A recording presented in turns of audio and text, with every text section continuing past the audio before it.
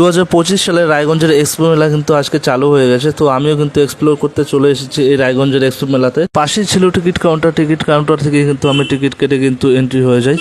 ভিতরে ঢুকে দেখি এরকম চারদিকে কত দোকান।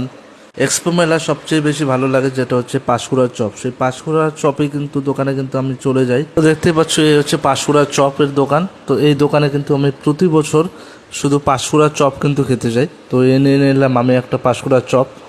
আর এই যে পাঁশকুড়ার চপটা রয়েছে সেটা ছিল নারকেলের পাঁশকুড়ার চপ। তো এই চপটা কিন্তু আমিও একটু ট্রাই করে নিলাম।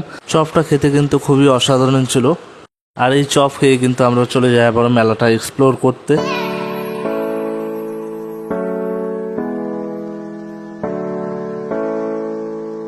তারপর কিন্তু আমরা চলে যাই কিন্তু ব্রেক ডান্সের এখানে কিন্তু 70 টাকা দিয়ে কিন্তু আমরা ব্রেক ডান্সে উঠে পড়ি।